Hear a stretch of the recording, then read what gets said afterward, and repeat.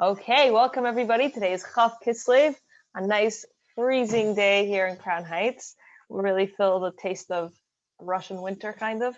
I am so lucky to be here with all of you, and we get to have the great schus.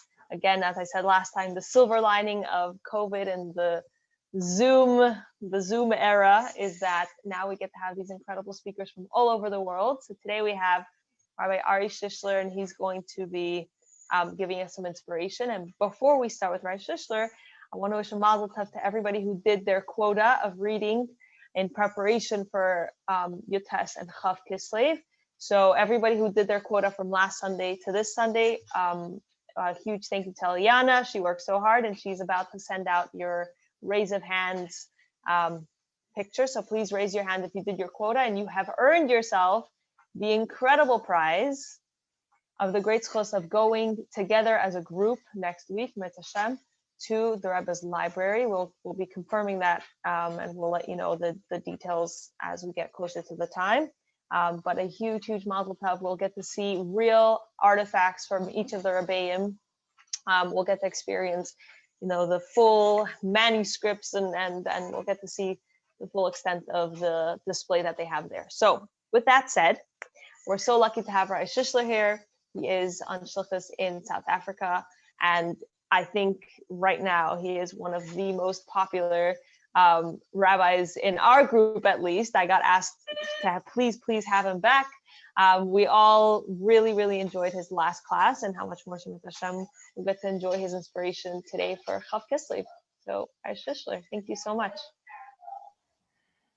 Thank you. Good Yom Tov, as we say. Shana Tova b'limud of Darkei Chassidus, tikasevu v'sei chasemu, that we should be inscribed and sealed for a good year of learning and applying Chassidus, or as you call it, living Chassidus.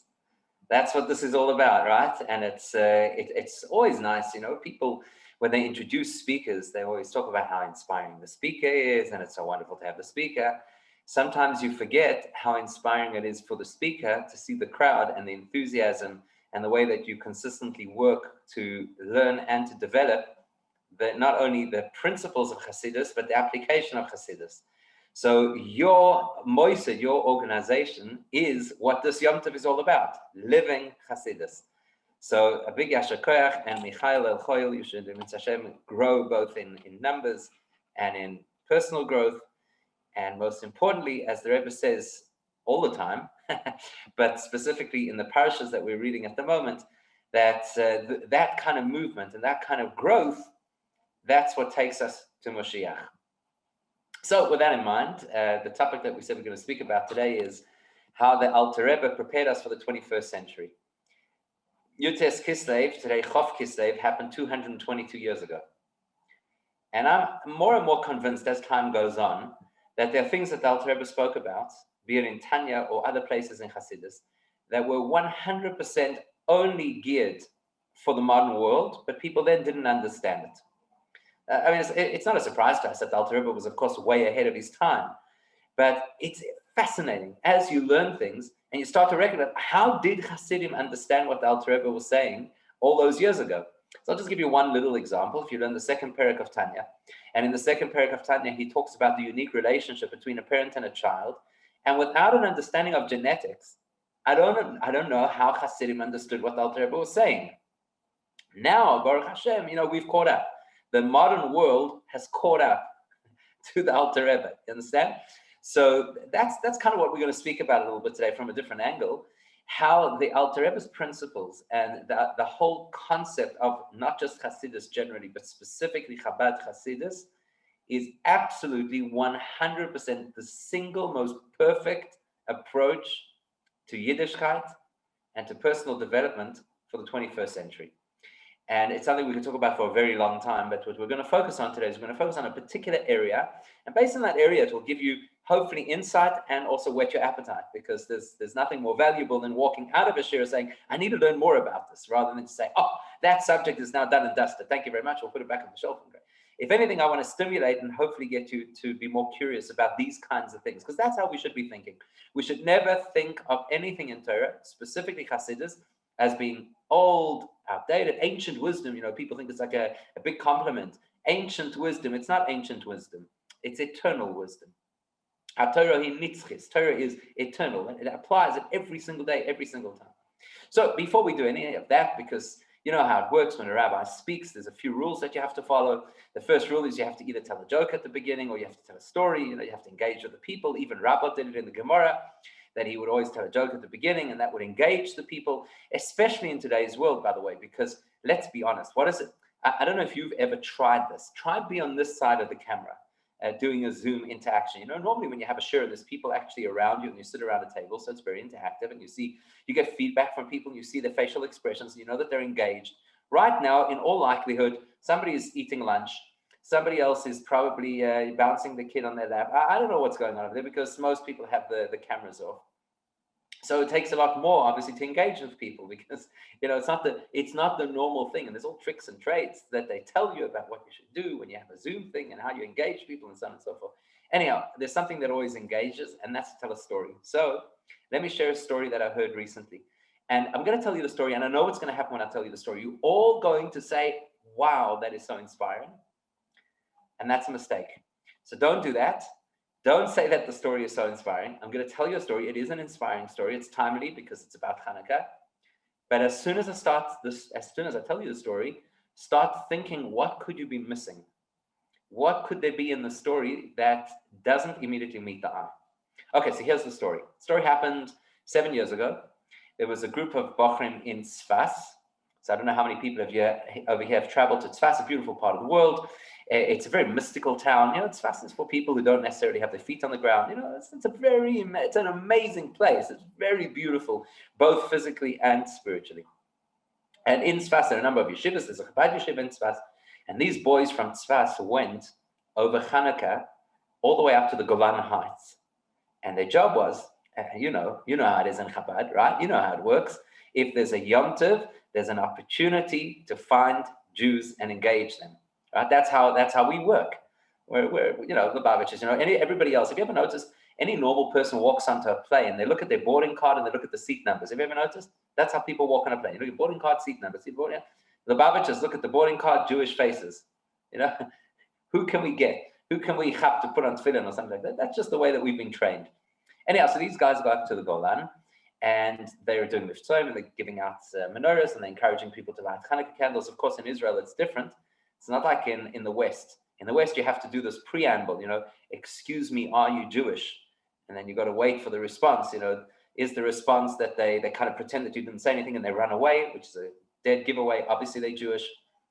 Or do they get all excited and say, wow, how did you know? Do I look Jewish? Or they give you this thing like, what is this? What are you talking about? And then, they're definitely in. If they're really polite, they're for sure not Jewish. So anyhow, so that's how it is. But in Israel, you don't have to do any of the excuse me, are you Jewish? Because it's Israel. So it's a completely different kind of miftzayim. The way miftzayim works over there is a little bit like a fish market, Yalla, that's that kind of thing. And people are like hurling insults at each other, and they start screaming, if you go to the army, I'll put a tefillin. It's interesting. Anyhow, so they're in the Golan Heights, and they're going around, they're lighting menorah with people, and they get to a mall. And as they go through the mall, from store to store to store, and they light menorah, they get to a particular store, and there's a woman behind the counter, and they notice that she's got a magnificent, beautiful a glass menorah, and she's got the candles in the menorah, the correct amount of candles, but it's unlit. Now, these guys had been on Mishtan ready for a few hours. It was quite late. So they walk into the shop, they see the menorah, they see the candles, and as they walk in, the woman says, oh, I'm so glad that you are here. Now someone can light the menorah for me. I said, what do you mean someone can light the menorah for you? You have the menorah, you have the candles. You obviously know it's Hanukkah. You obviously know what night it is. It's late. Why are you waiting for somebody to come and light the menorah for you? So she says to them, what do you mean? The menorah is something very precious. It's very beautiful. And I know that it brings a tremendous blessing to me and to my store and everything. But I can't light the menorah. I'm not Jewish. I'm a Druze Arab. And she tells them I'm from the nearby city, whatever it was, a little village, a Druze village. I can't light the menorah. So I wait every night of Hanukkah. I wait for somebody to come who could light the menorah for me. Now, It was by that stage the third, fourth night of Hanukkah, I don't know exactly what. And clearly, whoever had come in and lit the menorah for the last few days clearly were not Chabadniks, because when a Chabadnik hears this kind of a story, our Chabad senses kind of go a bit wild, and we recognize that something is happening over here, because most Druze Arabs are not waiting for somebody to light a menorah. Like, there's got to be more to the story. So they began to dig, and they said to her, what do you mean? Why do you care so much about this? Are you sure you're Druze? Isn't that? Anyhow, the conversation leads to the inevitable. Well, her mother was Jewish. This girl's mother was Jewish. So there and then, it's a huge celebration. Mazel Tov is amazing. You have to understand that unlike in the Arab culture where you follow your father's religion, in the Jewish culture, you follow your mother's religion, and you're Jewish, and you could light the menorah. And this woman is on top of the world. She's the happiest person they've seen all day long. She can light the menorah herself. She is so excited. She says, does this mean that my brothers and sisters are Jewish also? And they say, yeah, you're right. Anyway, magnificent moment, and she lights the menorah. It's beautiful, right? It's an inspiring story. Don't you think? Come on, admit, it's an inspiring story, right? It's a powerful story, beautiful story. I hope you remember the details so you can go home and tell it to other people, because it is a beautiful story. Okay, try to remember that story, because we're going to come back to it hopefully later. And I say hopefully because, sometimes I get a bit carried away with myself. Then I might forget to come back to the story. You may need to remind me to come back to the story. Okay, so that's the story. Before we proceed with that story, I'd like to ask you a question, if you don't mind me asking the question. And try and use the chat. I know people are very shy on Zoom, and they don't like to interact, and they're scared to show their face. And, nobody wants to know what my house looks like over the last 9 months, where we've let everything just go. So use the chat if you've got something, that you'd like to share. But I'd like to ask you a personal question. You're not under any obligation to answer the question. And the personal question is, you're on a Zoom, so you're obviously using a device. You could be using a laptop, you could be using a tablet, you could be using a phone. So my personal question is, besides the device that you are currently using, do you have another device within reach? Is that feasible? Is that feasible in the 21st century, that you may have another device within reach? Is that possible? Okay. So I see a couple of people are owning up. Okay. So do me a favor. Take the next device that is within reach, if you happen to have one. If you've got a device within reach, just take the device if you don't mind. And I don't want to see it. I don't need to see what's on your screen or anything like that. All I need you to do is to unlock the screen of your device. Okay, so unlock the screen and just have a look. Just have a look at what is now on the screen of your device. Okay, just have a look at what is on the screen. Now, I don't know if you know this, but in addition to being a rabbi, I'm also a mentalist. That means to say that even though I'm on the other side of the world, I could predict right now what is on the screen of your phone or your iPad or whatever it is, right? You want to see how good I am? Watch this. Watch how amazing I am. So on the screen, you probably have a picture. It's either a picture of somebody you really care about, or it's a picture of something you really believe in. Okay, that's the background of it. I'm good, right? But more importantly for our conversation, on your phone right now, almost 100% guaranteed, there's a little green icon. It's a little green icon that looks like a speech bubble with a receiver of a phone. Do you have that icon? You have it? Yeah? You have it? Yeah, right? Well, amazing. I'm telling you, I'm absolutely amazing. It's called WhatsApp, yes? And then you've got a whole bunch of others. There's one that links you to your internet browser. It's either, let me guess, it's either Chrome or Safari, right? Depending on what phone you got. Okay, we could play this game. The point I'm trying to get at is, what are those things on your phone? What are they called? So the little green one for WhatsApp, and the little one for your internet browser, and the one for your email, and the one for Facebook, Shalom, and the one for whatever, all those different things that you got on your phone. What are they called?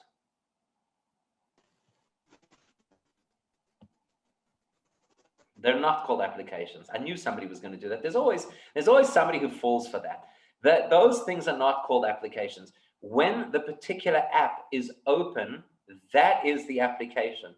But the little, thank you, icon, right? Those things are called icons, right? They're called icons. That's what they are. So the little green thing is an icon to represent WhatsApp, and the little blue one is an icon to represent Skype, Oliver Shalom, and or Zoom, the new Gilgal of Skype. So, right, that's what they're icons. But the truth of the matter is, if you go and look, have you ever tried to delete one of them off your phone? Or more correctly, have you ever tried to delete one off your desktop or your laptop? They're not called icons, they're called shortcuts. Because that's what they're there for. They're to give you a shortcut that if you'd like to get into WhatsApp, instead of like many, many years ago, like 25 years ago, where you would have had to type a whole lot of code in order to open a program, now they've created, little shortcuts. You click on it and it's a shortcut and it opens it up. Now, this is really not personal. That was the personal part. What I'm going to say next is not personal. So if you're very defensive about this and you feel that I'm making a judgment, don't worry. It's not about you. It's about somebody I know, it's not about you. But there are some people I know, I don't know if you've ever seen it, who walk around like this. Have you ever seen people walk around like this? Ever seen this? They walk around with their head buried in the phone. Have you ever seen this? Right? And sometimes it's a little entertaining because people have their head buried in their phone and then they like walk into lampposts. And sometimes it's not so entertaining because you're trying to talk to them and they have their head buried in the phone. But the reality is that we do walk around. I'm from South Africa. We have safaris over here. So to me, people walk around like vultures because that's what we see in the wild. You see vultures, they have that curved neck. So they obviously were the very first text messaging creatures on earth because you can see the effects on their neck. So we walk around looking at that. And I've been wondering about this for a very long time. Why? Why did the Eibishter make it that the technology that should live in our lives today has to be a technology that is built around devices and shortcuts? And by the way, it's not only our phones that are shortcuts. A lot of our life is about shortcuts nowadays. And I'm going to come back to that in just a moment. Actually, let's do that first and then we'll come back to the thing. So can you think of any other areas of life where what we do today is now shortcuts compared to how people used to live a long time ago, like 20 years ago? So can you think of anything? Oh, microwave, there you go. People don't realize this, but once upon a time, if you wanted to produce food, and when I say once upon a time, I mean when we were kids, some of us, I don't know how old everybody over here is, but when some of us were kids, if you wanted to warm up food, you actually had to preheat the oven and you had to work it out like a half an hour in advance and put the food inside and wait patiently. Okay, now microwave. Washing machine. Okay, washing machine I don't think is as new, but you're right. The principle is the same. You stick it in, push a button, and there you go. Running water is certainly not so new, right? Overseas calls. That's definitely a good one. Communication of various kinds. Advertising, Spotify. So I think you'd agree we have many shortcuts in our lives. Airplanes, Amazon Prime. I was waiting for that one, right? Once upon a time, I don't know if you know this. Once upon a time, people went to stores in order to buy things. The thought that the store had to come to you is like a little ridiculous. There you go, and people complain like this site is so difficult to navigate. Oh, thanks. From the comfort of your living room, it's difficult to navigate. What do you think it was like when people had to go take chickens from the market to the sheikhet? You think that was easy to navigate? Don't complain so much about Amazon or whatever the particular thing might be. But it's more than that. It's more than that. Is there anybody here who ever in their life, just you could say like a little Y for a yes on the chat, did anybody here ever go to a library to research a topic using books? This is a dead giveaway of your age, because if you're let's put it this way, if you're under 30 years old, you may never have had this experience, right? So people once upon a time, people used to go to the library. And you understand what it is when you walk into the library. You have to ask questions. Oh, that's impressive. Somebody under the age of 30 and went to the library. That's really impressive. So, you had to go to the library and you had to inquire, where do I find this particular section with these particular books? There was something, I don't know if it's the same in the States, if they use the same wording, the Dewey system, yes, where everything's got numbers and whatever. And then you had to take the book out and you had to thumb through it, and eventually you had to find the things alphabetically and, right? By the way, in yeshivas, they still do this. Believe it or not, they actually take books off a shelf and they like pile up books and they look at things and they cross-reference and whatever the case is. How do people do it today? Oh, there you go. You use the Dewey system. I thought it was international, so I'm glad. Okay, good. So how do you do it today? Google, or as they call it, Rabbi Google, right? And even Sfarim today, I don't know if you use the app Safaria. It's amazing. Safari's got like thousands and thousands of classic texts, and they're available and you can browse and it's searchable to a certain extent. It's like phenomenal. Shortcuts. Okay, here's something else. Who here has ever heard of an app called Headspace. You ever heard of an app called Headspace? Yeah? Okay, this is where the rabbis have to be really careful, because we should not be the people marketing these things to those of you who are still naive and don't know about them, okay? So what's Headspace? It's brilliant. They created a shortcut for meditation and for self-regulation and calming yourself and getting yourself out of stress. Imagine a shortcut to relieve stress. So that's kind of what we live in. Anyhow, so because of all these shortcuts, that's why we're spending so much time like this, because we can shortcut. Why do I have to talk to somebody? I'll send them a voice note. Once upon a time, like about 5 years ago, it was considered rude to communicate sending somebody a voice note. Now it's like, don't waste my time with a call. Send me a voice note, right? So everything's become shortcut. So we walk around like this. Now, I have a theory. You'll notice I have a lot of theories about this particular subject. I have a theory that if you look in the Torah, it tells us the story, the Jewish people at one point when they're in the Midbar and they complained about the food. So Hashem sent snakes. Remember that story? Hashem sent a whole lot of snakes. And it was terrible. They were being bitten by these snakes, and it was, obviously it was poisonous. People were dying. And Hashem says to Moshe Rabbeinu, Asay lecha saraf asimoy soy al nes. Make for yourself a snake and put it on a big stick.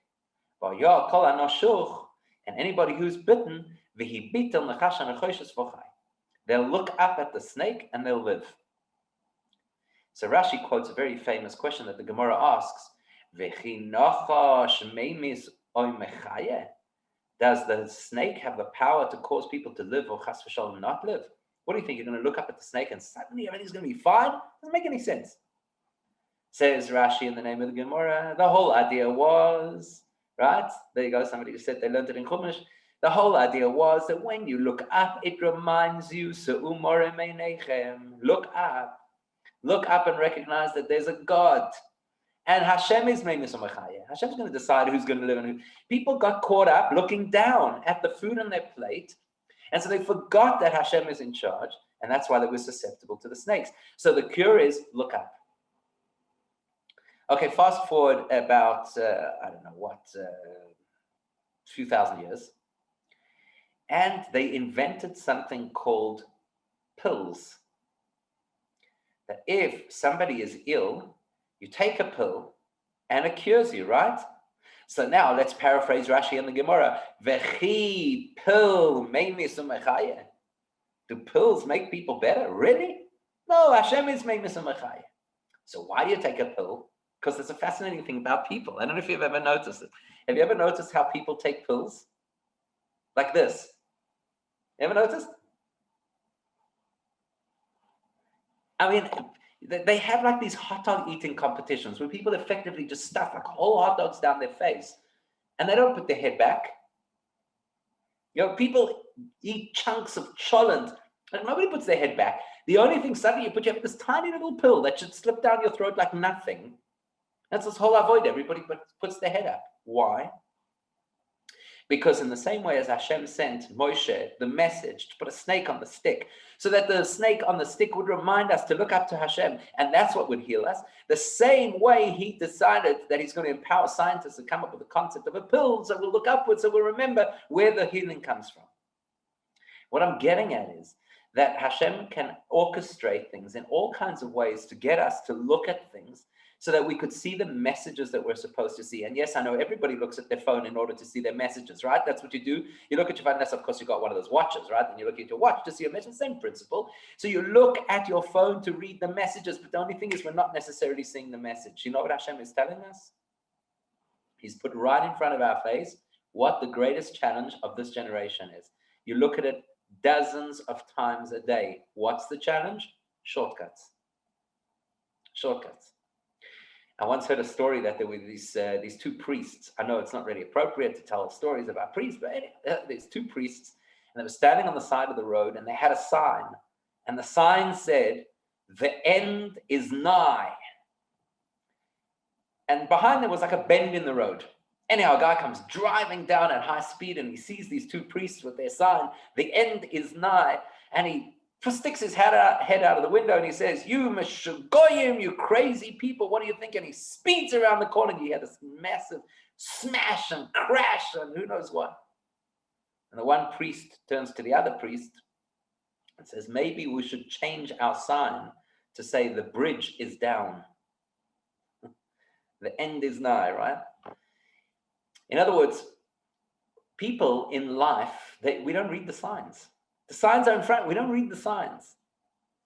And one of the best lines that I've heard on this subject was the person who says, the longest journeys in life always begin with, "I know a shortcut." We have all these shortcuts that are ostensibly supposed to make our lives easier. In the 1930s, there was a prediction that said that there will come a time around the year 2000 where people will have so much technological advancement that, listen to this, they will have 30% more free time in their day. Yeah, of course. Right. Technology has given us so much free time. All the shortcuts have made us more stressed. All the shortcuts are driving us sugar because now I've got to respond to this message. And even once upon a time, you used to be able to go home at the end of the day and go into the privacy and quiet of your own home and go to bed at night. Nobody can bother you. Now a person's in bed, there they are sending emails, responding to messages. All the shortcuts are killing us. Our problem is shortcuts. And that's the wisdom that the Alter Rebbe gave us 222 years ago. The Alter Rebbe empowered us with the insight to appreciate if you see a shortcut, you should realize it will never help you to get meaning, to get peace of mind, and most importantly, it will never help you to get Shalom. And Shalom is something really important that we have to talk about. What is Shalom? What is peace? So I don't know, it's very difficult to keep track of where everybody is in the world right now in stages of lockdown. You know, just when people are coming out of lockdown, they're going back into lockdown. But the bottom line is, somebody says, so should we get water from the well again? Pause, hold on 1 second. I'm not saying you should throw out your phone. Don't worry, I've got a smartphone. That's the problem. Smartphones, dumb people. But, you know, I'm not saying we should go get water from the well again, but let's think about this for a second, because if we're getting signs, well, one of the signs that we've had this year was the sign of the world shutting down. In a world that we thought we had all the shortcuts sorted out, in a world where we thought that we had created through technology and scientific advancement, a world that was more connected, that was better equipped to deal with disease, everything shut down. And what's interesting about it is that through the course of the shutdown or lockdown, okay, lockdown is a word that gets people very nervous, and some people are in favor of lockdown, and some people think lockdown is nonsense, and we're not going to have a debate over here about whether the virus is real or not, because that's an interesting conversation, I suppose, for some people. The bottom line is that what I've heard people say, and you've probably heard it said yourself, if you haven't said it, people keep saying, and it's unfortunate because it's a classic example of where English fails as a language. People keep saying, I cannot wait until things go back to normal. And it's one of the failures of the English language. And English has these idioms that are idiotic. So for example, how do you say in English that two people have become romantically involved? How do you say that in English? Two people have become romantically involved. What's the idiom? What's the expression that we use? In a relationship, not necessarily, not married. Okay, in love, you're missing the chap over here that I wanted to get to. Not just in love, and certainly not dating, and seeing each other. By the way, there's another whole conversation. Oh, thank you. There we go. Fall in love. Really? We fall in love? You fall when you don't tie your laces. You fall down the stairs. You might fall in a puddle. You fall in the snow. You don't fall in love. You shouldn't fall in love. You should rise in love, right? Isn't that what it's all about? That you become a greater person because you have this individual in your life? Isn't that? So yes, the expression over the moon is probably more appropriate. So in the same way, we have this expression, we say, go back to normal. Back? No, you should never go back. You should never go back. And besides which, the real reason that I brought this up is because this normal that we speak about, how normal was it? I was talking to some people the other day. We have a Zoom share because that's how things are today. And the one person was saying that last year this time, he was with a group of his friends down at the coast here in South Africa, and they had a New Year's party on the beach. And he says at that New Year's party, they were drinking and toasting the end of 2019, the worst year ever. And now how do they feel? Now back to normal. You understand? That's normal. That's what we want to go back to. We want to go back to what? When people said they want to go back to normal, what was the world? Was the world a good place before coronavirus? Was everything okay? Did we have no issues? Does anybody remember the anti-Semitic incidents that were going on in Crown Heights just before the coronavirus? Does nobody remember the conflict that was going on in the Middle East and the threat of nuclear warheads in Iran? Or the threat of Hezbollah with who knows how many thousands of missiles on the north of Israel's borders? Does nobody remember before coronavirus there were such things as the shidduch crisis and a high divorce rate? I'm not saying any of these things have gone. That's my point. So what do we really need more than anything else that all of the shortcuts in the world really haven't given us? We need shalom. Shalom, peace. Peace means where there was conflict, there is now shalom. And there's no shortcut to peace. So when you have a look at the beginning of Tanya, what does the Alter Rebbe say in the introduction to Tanya, which of course is the whole purpose of Chassidus? He says that this is a book of Derech Aruka Uketzara. This is a book where the journey is long, but the destination is reached, as opposed to where the journey is shortcuts, and the destination is never reached. Now, Yogi Berra, who of course is quoted frequently in Chassidus, so Yogi Berra used to say that if you don't know where you're going, you will probably land up somewhere else. So if we don't know what we're trying to shortcut to, it's no surprise that we're spinning our wheels. I want a shortcut to an easier shopping experience. That's going to make my life better. Welcome, Amazon. I want a shortcut to be able to be in touch with my family more easily. So therefore, I'm going to have FaceTime and WhatsApp and Zoom. I want a shortcut to have peace of mind. So I'm going to use Headspace. I want a shortcut to have more time on my hands. So I'm going to have a car, or better than that, a driverless car, or I'm going to have a microwave. So we keep mistaking what we're trying to achieve. I want a piece of this and a piece of that, a piece of the next thing. And the Alter Rebbe told us the only way that people will ever reach a point where life is going to actually be good is when you stop looking for shortcuts and you go the derech aruka, you take the longer route and say, let's get to the core of why we have all those stresses in the first place. So like the person who goes to the doctor and says, I have a rash, and the doctor gives them a cream for the rash, without examining that there might be a virus that causes the rash, they're going to keep getting a rash. And that's the example, that's the point that the Alter Rebbe wants to illustrate in Tanya. If we keep trying to plug holes and we don't get to the root of why we have those holes, we'll keep plugging holes forever. So I see a number of you are concerned about my apparent distaste for technology. Let me be clear, I'm a complete techno addict, unfortunately. So, you know, you're supposed to like say your name and I'm an addict and all that kind of thing. I use all the platforms. I use social media. I use Zoom. I use WhatsApp. Every single day I'm sending out who knows how many WhatsApps. There's this Rambam of the day and that shir and this inspiration and that video and YouTube. And trust me, the whole lot of it. But that's not the point. The point is not to trash the shortcuts. The point is to recognize that the shortcuts are there only to be used properly. If we think the shortcuts are the solution, we're missing the point. If we understand what the solution is, if we understand where we're supposed to be going, then the shortcuts become valuable. But when the shortcuts replace a real sense of why I'm alive and why I'm here, what Torah expects of me, and so on and so forth, then none of it is going to satisfy me. So we need to understand what is our goal. What are we trying to achieve? And what we're trying to achieve is simple in word and incredibly difficult in concept. The word is shalom. And it's the most difficult word for people to understand. Because the minute you say shalom, how do you translate shalom? Peace. That's terrible. That's terrible. In fact, one of the most abused forms of the word shalom is shalom bayis.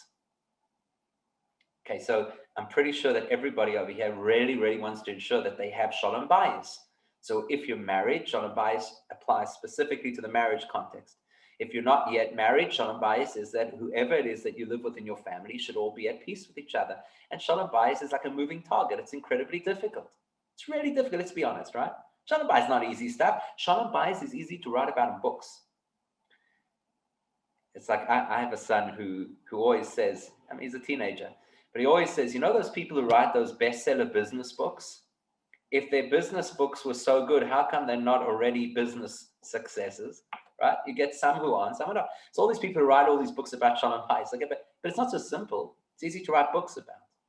And one of the problems with Shalom bayis, which will teach us a lot about Shalom, is that we have techniques, we have shortcuts to Shalom. And the shortcuts to Shalom that we have, whether they're in Shalom bayis or whether they're in the conflicts between people who don't talk to each other, or whether it's the Shalom shortcuts that we try and use between countries that are at war, it's all the same principle. As long as we're trying to shortcut Shalom, we're never going to get it. And the purpose of the world is Shalom. How do I know this? How do I know the purpose of the world is Shalom? Well, we're about to celebrate Hanukkah. And when you celebrate Hanukkah, the Rambam writes that there's a possibility of a person who cannot afford both Hanukkah candles and Shabbos candles. So now they have to make a decision. Which one do they choose? Says the Rambam, you choose Shabbos candles. Why? Because Shabbos candles symbolize Shalom. And then the Rambam says this, in beautiful sikha that the Rebbe talks about it. The Rambam says, Gadol ha-Shalom. Shalom is great. Shekol ha-Torah nitna lasos Shalom ba'olam. That the only reason Torah was given was to bring Shalom in the world. That means Shalom in the personal world, my world, between the people in my world. Shalom in my own head, because I'm in a fractured place, right? I'm kind of pulled in different directions. And Shalom in the broader world as well. If I don't know what I'm trying to get to, it's unlikely that I'll ever get there. And so we don't understand how to get Shalom. And that's why we're stressed. That's why we're anxious. That's why we're depressed. And that's why we're looking for shortcuts. Please give me, okay, it's not going to be a shortcut on my phone. Give me the TED Talk. Because by the way, in today's world, if you have watched a TED Talk on a subject, you are a veritable master of that subject. You actually watched a TED Talk. You now know how to do it. You know everything there is to know about the subject. So give me the TED Talk about fighting anxiety and I'll never be anxious a day in my life, right? So we keep plugging holes with shortcuts. And what the Alter Rebbe geared us for already 200 years ago is derech aruka ukitzara. And the derech aruka, the long path to actually reach the destination, first begins by knowing where to go. Oh, by the way, that's one of the shortcuts, GPS. Once upon a time, if you needed to go somewhere, you used to take a map book and you actually used to look and work it out. Like, how far do we have to go and calculate how much gas do I need from this place to that place? And how am I going to identify the turnoff? Or you used to stop and talk to human beings. Remember that? People used to talk to strangers. And it wasn't all like eerie and creepy. And yes, you spoke to strangers because you needed to know where to get. Now you just have this metallic voice that keeps telling you what to do. And husbands all over the world are in so much trouble from their wives because now there's a female voice that they listen to, and it just causes so much lack of Shalom bayis. So if you don't have the destination in the GPS, you're not going to get there. The derech haruka, the long path, begins firstly with a goal. Soif ma'aseh v'machshava tchila. The end goal has to be your first thought.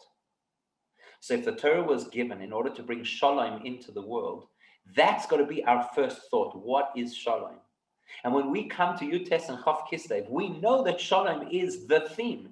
Because the theme song of this Yom Tov, which is out of the Tehillim the Alter Rebbe was reading at the time that they came to tell him he was free, which is no accident. It's not just to be able to show us the beautiful message that he got out of Golus, but it's to tell us what the theme of the days was, Pada Beshalom.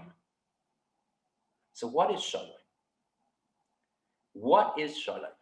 One thing you need to know, Shalom always indicates the possibility of conflict. Does that make sense?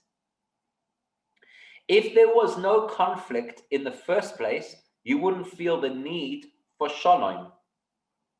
So for example, let's say that a new baby, is a new baby in a state of Shalom? Peace with who? Certainly not with the mother, right? It's a different relationship. A mother loves her baby, but it's not peaceful. Certainly not peaceful at 2 a.m. It's definitely not peaceful. So it's not a state of Shalom. Shalom is where there has previously been conflict, or at least the possibility of conflict, and now you've reached beyond that, and you've got Shalom. Pada b'Shalom means there was a conflict. Somebody attacked the Alter Rebbe and wanted to stop what the Alter Rebbe was doing in its tracks. And then they overcame that, and now it's good, and we can go out and we can teach Chassidus, and we're free. Now there's Shalom. And it's a pasuk that David HaMelech said about Kiberabim hoyu imodi, that there were many people who fought against me, and we got past it. So Shalom is always a response to conflict.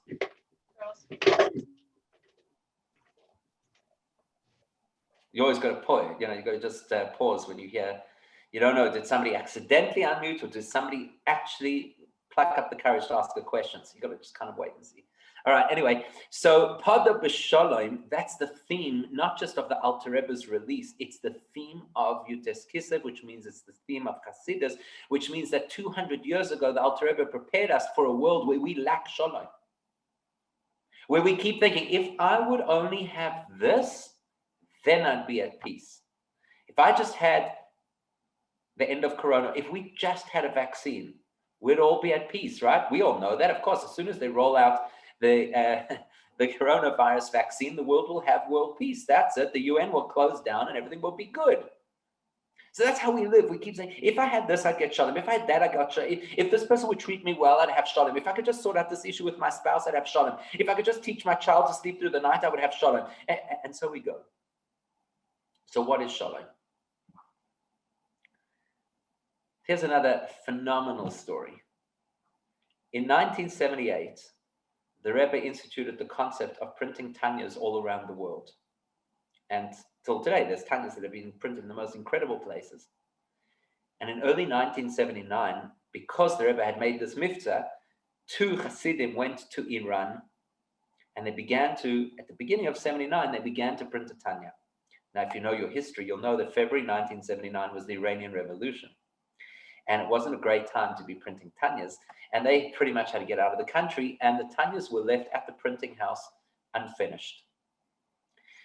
So the rabbi at the time, the rabbi of the community in the main rabbi, I guess, in Iran, was not a Lubavitcher. He had tremendous respect for the Rebbe.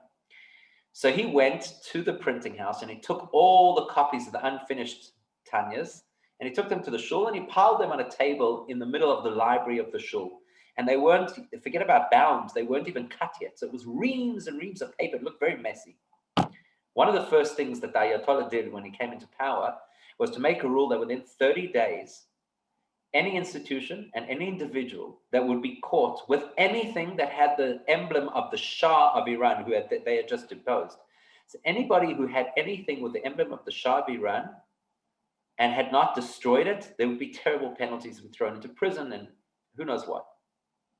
So it was a terrible dilemma for the Jewish community, because the Jewish community, many of their books, obviously for many years, they had a good relationship with the Shah.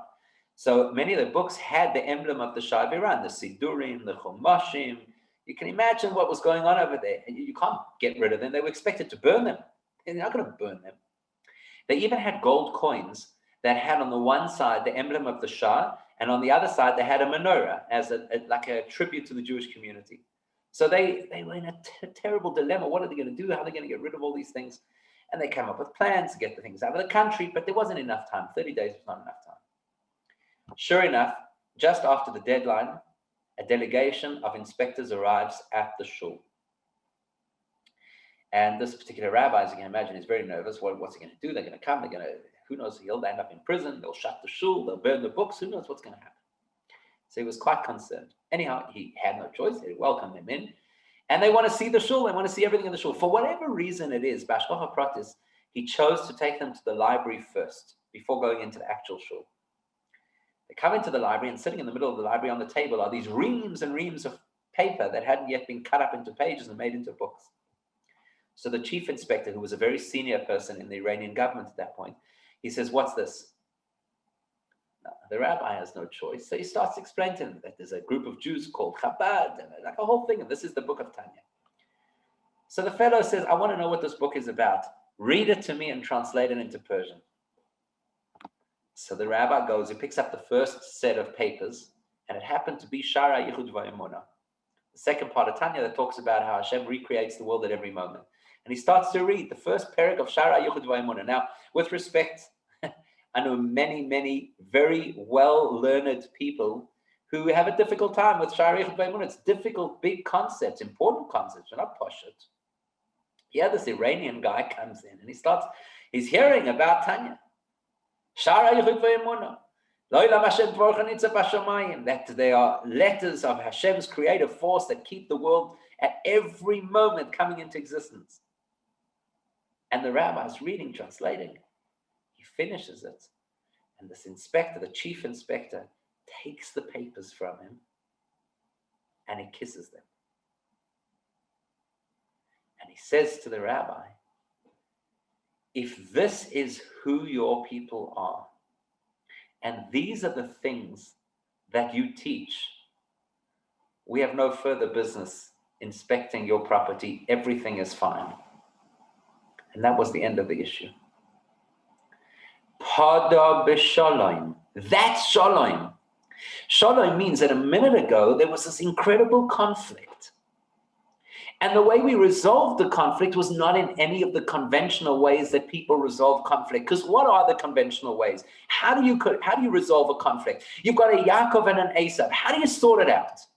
Esav's a bully. He pushes his weight around. He is, on the one hand, a hothead, so he's willing to sell his rights in the family. Then when he sells his rights, he has a whole tantrum about it and wants to kill his brother. He's aggressive. I don't know, I think he's bipolar, actually. I don't know what Esav is. He's this incredible person, this tour de force that you've got to deal with. How do you deal with Esav? So anybody who's had a child who's been bullied will know that the conventional wisdom says, teach your child to hit that bully once, good, where it counts, and then they'll never hit you again. That's a conventional way of creating shalom in a case of conflict. Show that you're not weak. Show your own power. The reason there's a conflict is because they appear to be powerful, you appear to be weak, therefore there's a conflict. When you come back with power, then they'll settle down. The Rebbe actually advised Israeli leaders multiple times. You can even see it in dollars. There's a video, I can't remember who it was, it came past the Rebbe. And the Rebbe said that Israel needs to have an incredibly powerful arsenal of weapons, not to use them against the Arabs, but that the Arabs should know they have it, and that way they won't attack us in the first place. That's one approach to shalom. What's the problem with that approach? So we see in the parasha that we just read, Vayishlach, that Yaakov Avinu davens that he shouldn't be killed and he shouldn't have to kill. The problem is you do get a result of shalom, but now you're not at peace. You, the person who created the shalom, now have internal conflicts. It's the war veteran with PTSD. The Nazis, Yimach Shemam, didn't have PTSD. They were brutes. They were horrific people. The Allies had the PTSD. The people who came to settle the score, to create the shalom, to bring peace to the world, they're the ones who now suffer. Because when you have to fight for shalom, you break on the inside. So that's not ideal. It's not ideal. It's sometimes required, but it's not an ideal. When there's a world out there and the world tells you this is how you should live and this is what you should believe and these are the values of the world and you have to respect people's choices and the way they want to live their life and which gender they choose to be and all that stuff, and you say, no, we've got to fight back for what's right. We need to fight for the values of Torah. You might win the battle and you might fracture yourself in the process. As the Gemara says, that if you wrestle with somebody who is dirty, you get dirty. So what's the alternative conventional wisdom? What's the lefty conventional wisdom that says we've got to make peace? Come on, Israel, stop being the aggressor, you horrible people who go out there and kill Palestinian children. What's the alternative? Let's sit down around a table. And this is the Shalom bias trap. What's the best Shalom bias advice that everybody gives that's actually the worst Shalom bias advice? Compromise. Compromise.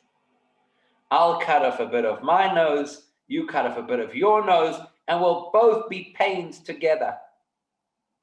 That's the conventional wisdom of Shalom.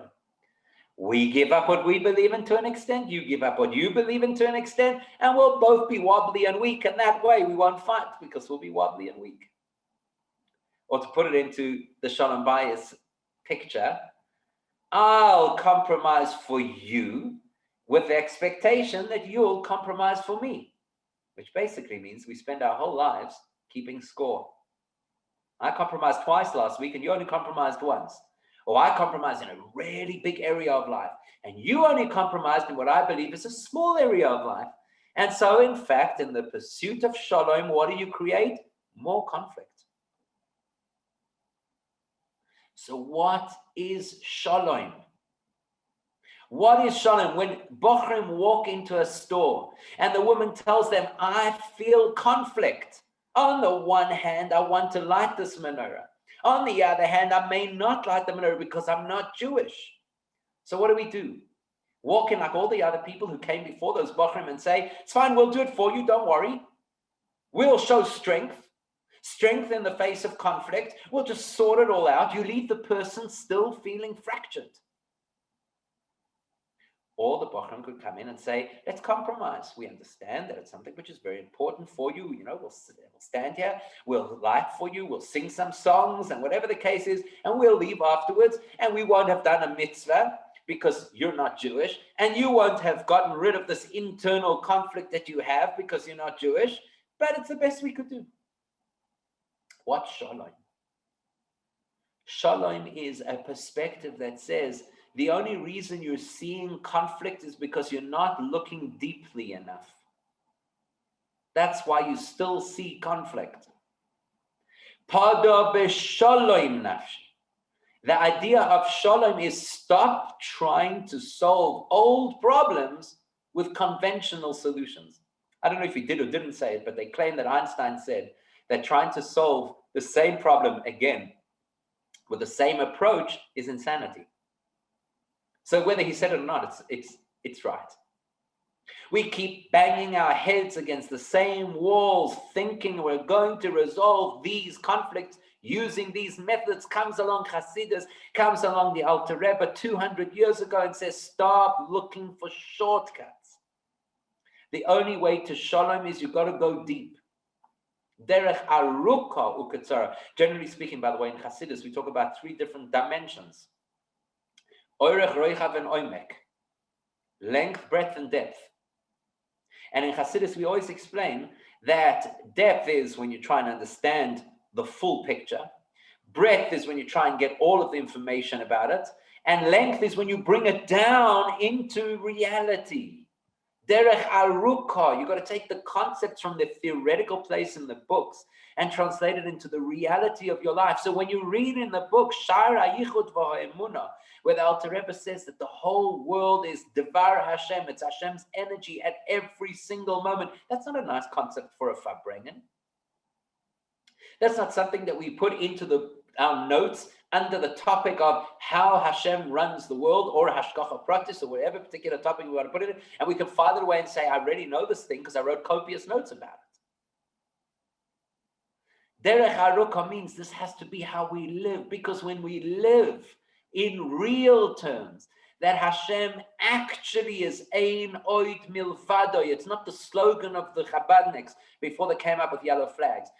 This is the reality, Ein Oid Milvado. It's true, and I have to remind myself and have to take myself deeply and more deeply into it through davening and learning and Farbrengen and conversation until eventually that becomes real to me. Real as it is daytime, real as it is cold outside, real as the chair that I'm sitting on. then I have Shalom.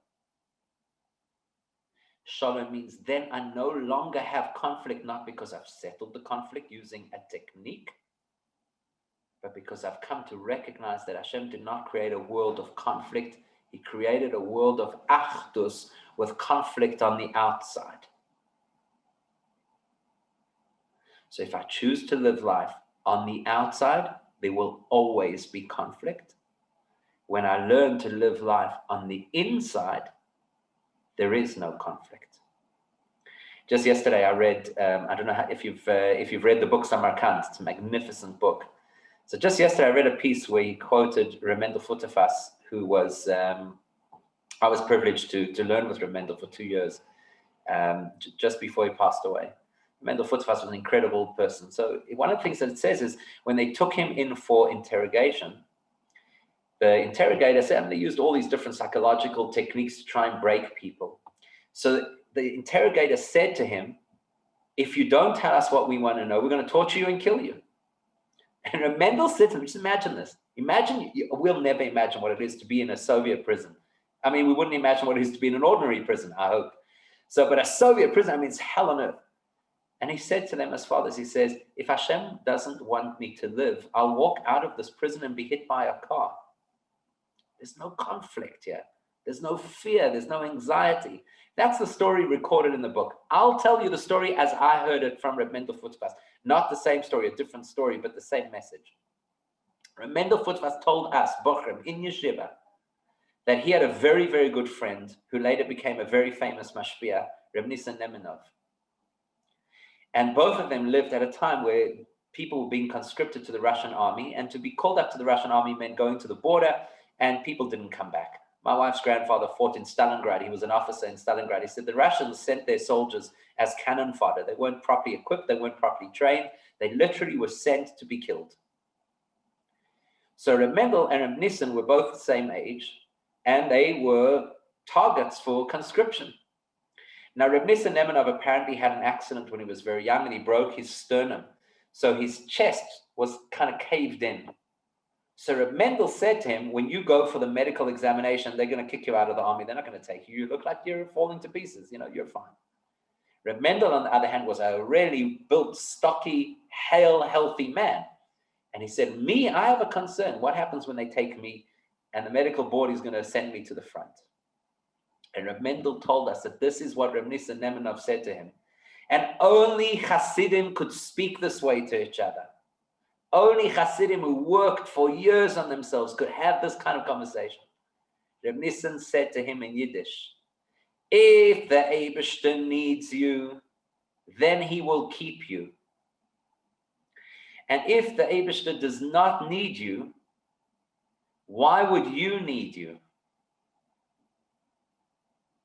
It's mind-blowing that that was their reality. It wasn't a word. It wasn't a hashtag.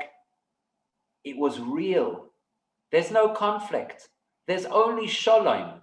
Shalom means everything in my life, that is as it is, how Hashem wants it at this moment. There is no conflict. There is no fracture. There is no anxiety. There is no need for all these different shortcuts to try and make me feel better, because I feel good on the inside.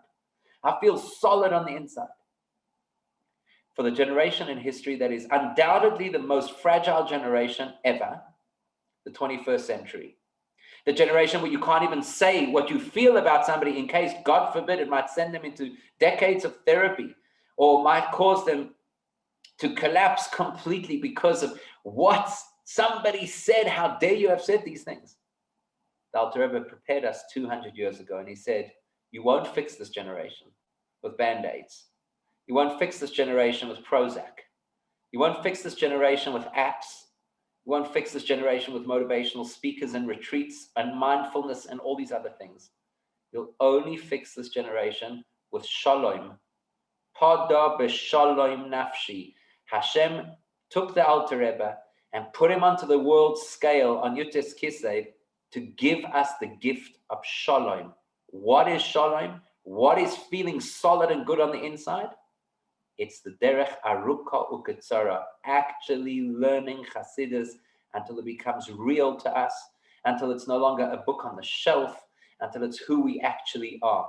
And just perhaps to illustrate and end with an anecdote, I just heard this the other day that somebody said, when their husband came back with Tanya and started to learn it, she says, I thought, oy vey, my husband has now brought another new Rebbe home. And a couple of years after he learned Tanya, she said, now I realize that the Alter Rebbe brought a new husband home. That's what Chassidus is. How to feel good on the inside, not good in a fly-by-night, flippant way that I put it on my social media status. Good, that it's emes, that it's true good.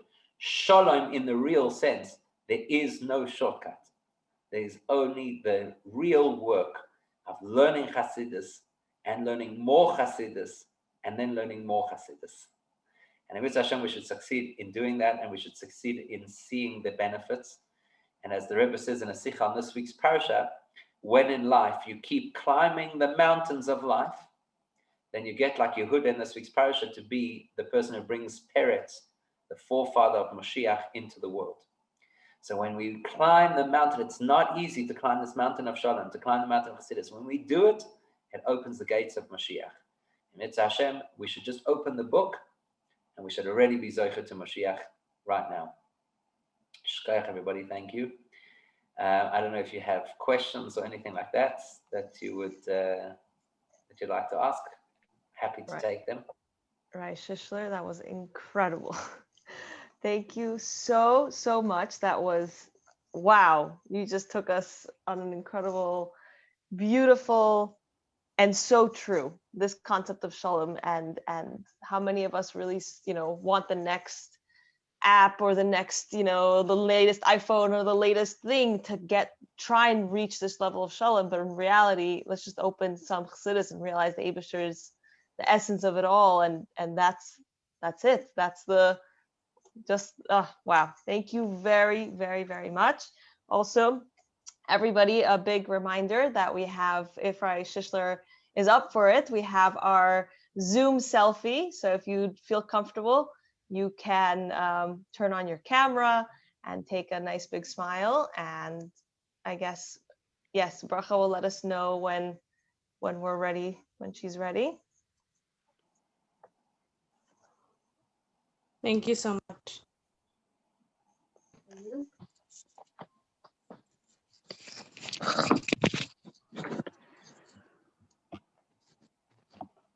Okay, I'm just giving everybody one more minute, and I'm gonna do it. Okay, 1 minute. Okay, everybody's ready? Everybody smile. Okay, got it. And thank you so much, Bracha. And Rabbi Shishler, as a thank you, we have over here a Kuntras Chaga Chagim for YUD KISLEV. I will be somehow managing to get it all the way to South Africa. We'll have to arrange that. But thank you very, very much. That really, I think the whole world should hear the message you just shared. So thank you very, very much. Thank you. Atzlacha Rava. And as we say, a good year in the Darkach Chassidus and Mashiach now. Amen. Amen. Thank you. Good Yom Tov.